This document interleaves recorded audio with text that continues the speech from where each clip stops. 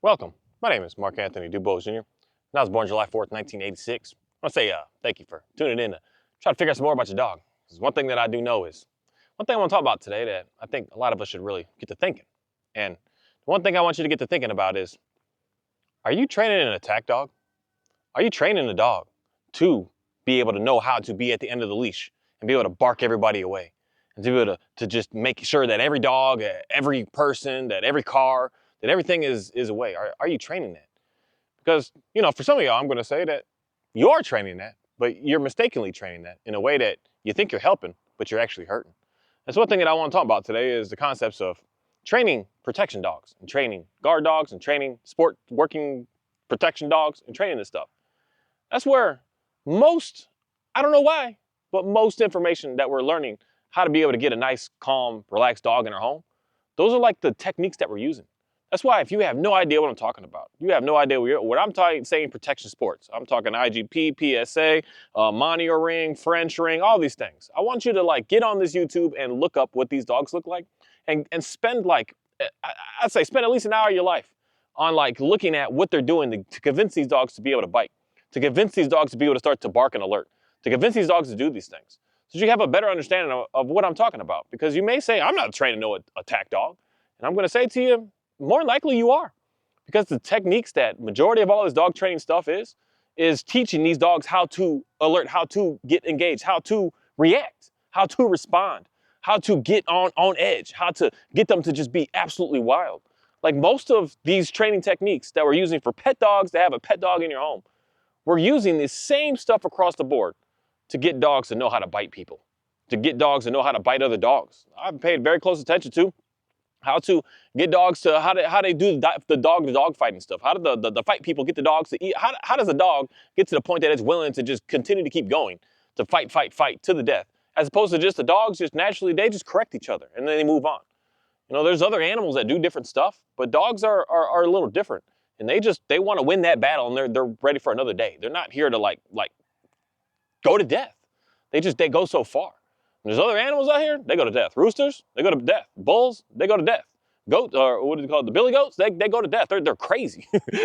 They tough, man. They tough. When they say we don't want you around, they make it known. And they do everything in their power to make sure that does happen. But dogs are something that is just tiny bit a little bit different at the end of the day. That they don't do that. But yet, a lot of dogs out here are displaying all of those characteristics that a lot of the sport dogs are having. They're displaying at the end of the leash, barking. I get it that some of y'all, your dogs are reactive because it's said the frustration from the excitement, such as the border collie that's chasing and barking at the car. I get what you're saying. The dog's got this frustration, it's got to let it out.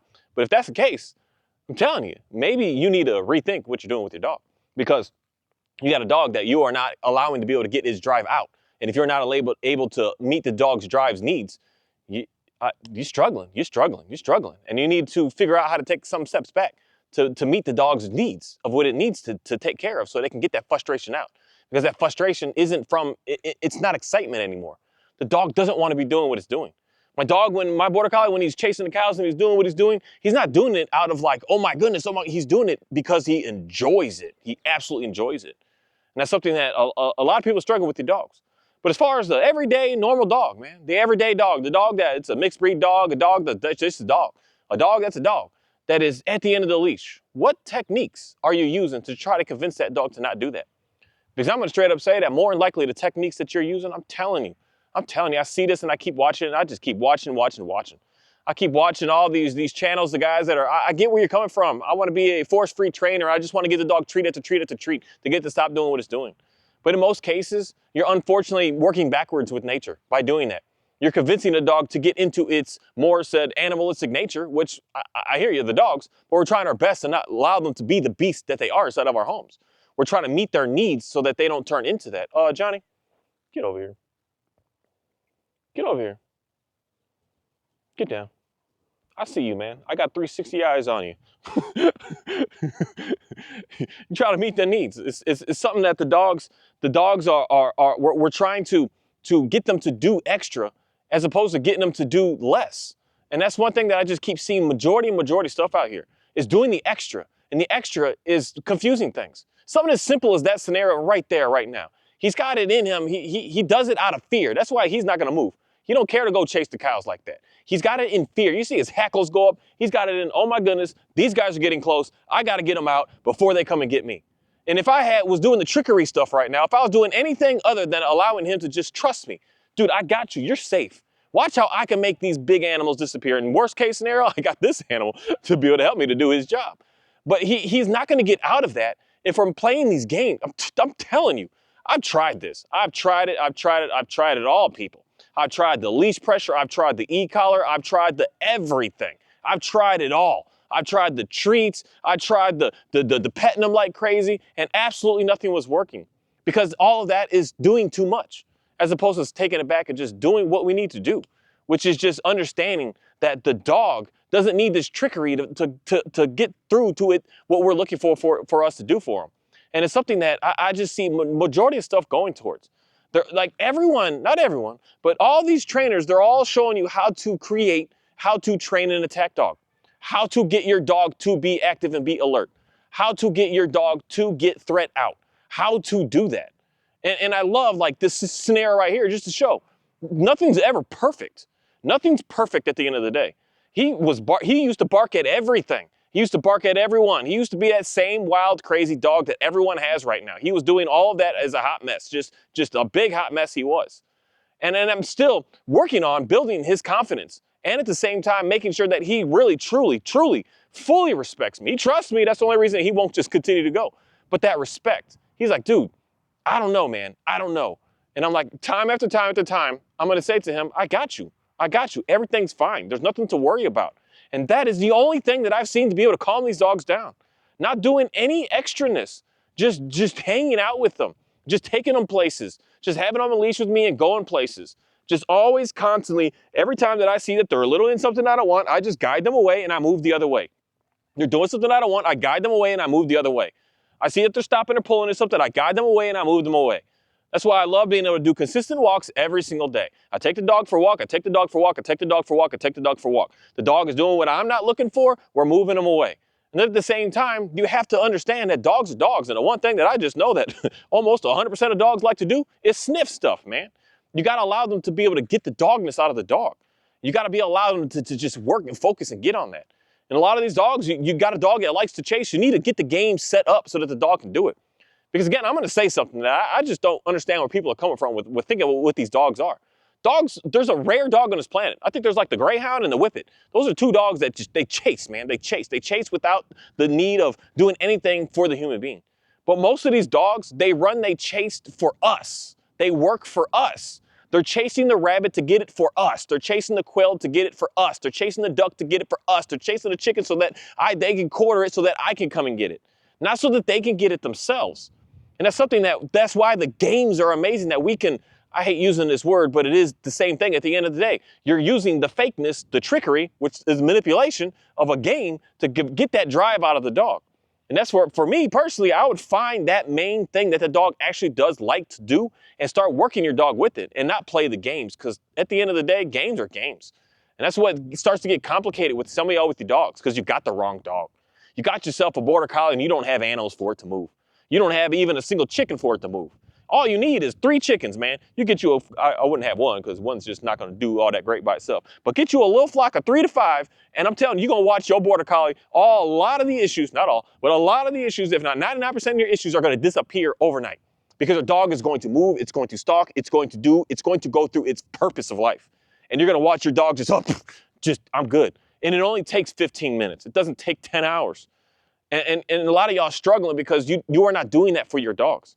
And that's where, for me, I try to come up with, like, what the heck do I need to do with this dog in specific? Because his drives are strange. He's cool with just keeping animals in check and hurting them, moving them. He's not really good at it, but he's good at just pushing stuff to get the heck out. His main thing he tries to do here is just get them to get out of here. He just loves, he likes doing that, man. He likes seeing animal where it's at, invading his space, and he's just like, get the heck out of here. Get out of here. He's good at that. But that's not him, in a way, a healthy manner, because he's doing it for himself. But for what he wants to do for me, this dude he loves to just walk and just be on edge the same way that this dude is, and he just likes to just be in the world in reality. He likes to come out and explore. He likes to sit outside. He likes to sleep outside. He likes to just hang out and just be in the elements. And that calms him down. That gives him so much, just when he's in the house too much, you can see him. He's just like, I don't know what to do. And he gets outside, he's just like, oh yeah, here we go. He just lays down and he just hangs out. And a lot of dogs, seriously, it is that simple. It's just getting your dog out and doing stuff. Getting your dog out and go for a walk. Getting your dog out and taking them places. I know you're saying, oh, Mark, I can't do that because my dog is said reactive. That's where I want you to really think hard. Did you create that? Did you make that be that way? And if you did, this is the only way that I'm gonna say something wild for half a second, but the only way that we're able to get better, to get anywhere, is if we just admit that we did something, admit that we're doing something, and admit it, and see it, and realize it. That's why I want to say, if you don't realize what you're doing, I want you to watch some protection dog sports. I want you to not only just watch when they're doing the bites and it's looking crazy and it's looking wild, I want you to watch how they train the animal to do that. And realize, am I doing those same things with training my dog to how to sit, how to down, how to heel, how to do all these things? Because I'm telling you, you're going to watch something just crazy. You're going to see the same stuff.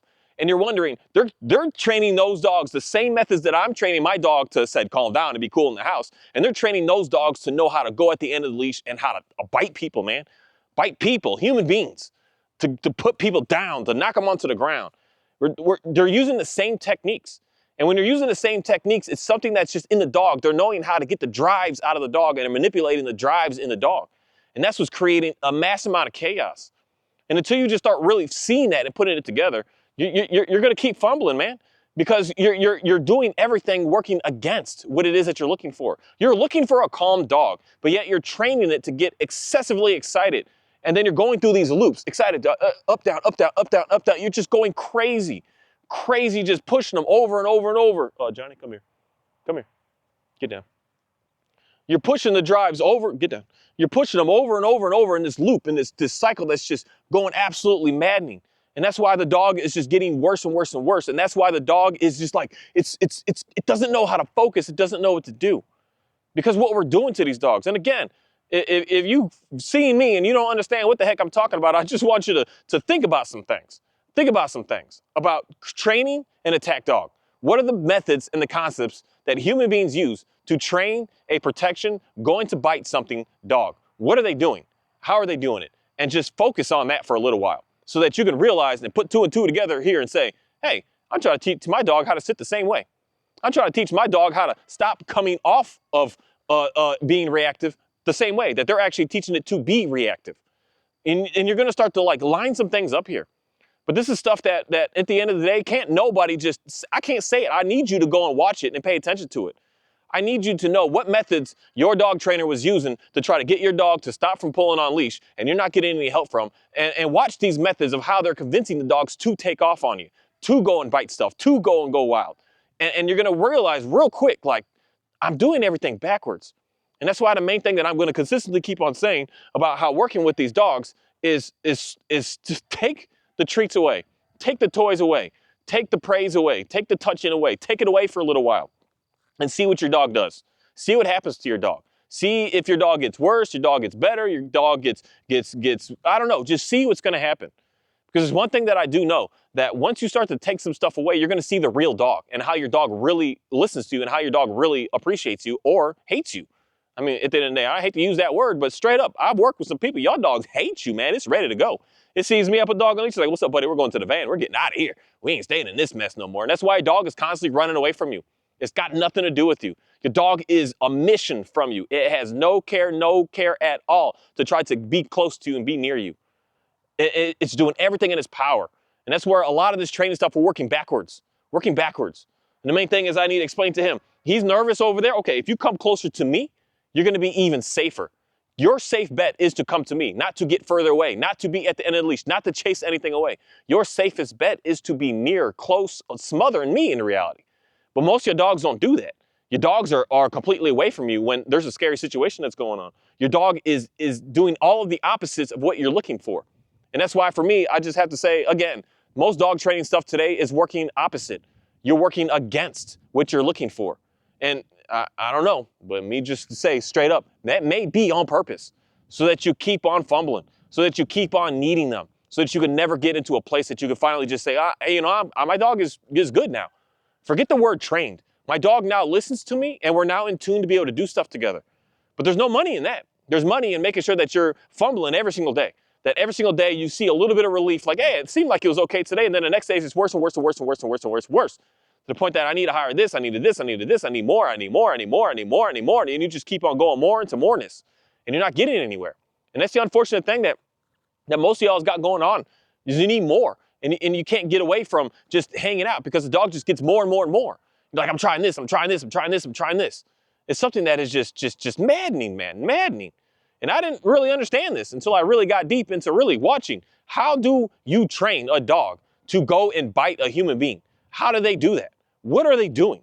What is the process of getting a dog that's just chill? Because they do this with all dogs now, man. It's not just Mile and Wall. It's not just German Shepherds. I've seen Border Collie. I've seen what is it? Man, what is that thing? The little wiener looking dog. What is it? A dash hound? I think it's a dash hound. Dachshund, there we go. I've seen a dachshund jumping up and getting on. He can't jump up there, but they got a little. What do you call it? They gave him a handicap. They put it down there for him to get up on. But I've seen a dachshund do it. They're doing this with pretty much every breed at this moment today. How are they convincing these dogs to go and bite human beings at the end of the day? They got suits and all this, but the dog in its brain sees human and is thinking, I'm trying to bite you. The dog in his brain sees something that's a threat and it's going, I'm going to bite it. How are they convincing the dogs to do that? And then just do an audit on that and look at that, study that for a little bit, and then think about, what are you doing with your dog inside of your home every day? What are you doing? What techniques are you using? And I just want you to look those together and think like, what the heck's happening here? And then someone's gonna say to you, oh yeah, well it works over there because the dog is in that scenario, it's in that game, so it understands that game. No, we're playing and manipulating the dog's drives. We're using the dog's drives to get the dog to do what we want, such as getting them to sit with a treat. We're activating that drive in that dog to get that dog to do that, especially when you start to go to toy play. You're activating that prey drive in that dog to get it to get up, to get it to do something. You're activating its drives. And when you're manipulating and using and coercing its drives to get it to do stuff for you, you're setting up for something that is just, who knows what's happening here. Because these people that are doing this stuff with this bite work stuff that looks really good and the dogs are really nice, they're spending hours a week on these dogs. This isn't no just quick little sit session, no, this is hours and hours and hours. And these dogs, for the most part, they're always amped up. And they're just not chill dogs. They're on the go, they're on the move, they're always having to be pretty much in a command all the time. They just can't hang out. They don't have no chill mode. They're on the go, they're on the move. And that's something that, if that's what you're looking for from a dog to be able to have, then cool, that's the route you want to go. But most people, you don't want that. You do not want this excessive micromanaging all on top of doing, just to be able to be in your house and be able to just cook dinner and eat your food and hang out. And you're in a very, very sticky situation right now because you are incapable of being able to maneuver the animal because of the way that we're being told, force-fed in reality, how to train these dogs.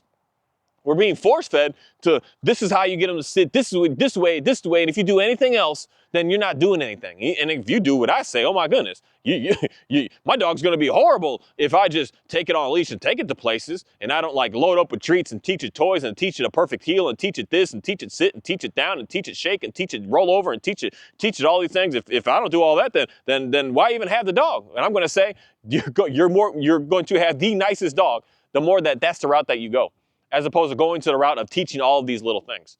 Because then the dog is going to do what dogs do is, Johnny? What dogs do, and they're going to start to try to do extra to try to get these treats from you. They're gonna start to do things that you are not comfortable with to try to get these treats. They're gonna start to offer up new things to try to get these treats. They're gonna start to just go and get absolutely wild, man. They're gonna get wild. And they're gonna get wild to the point that that's what the dog you see right now in your house.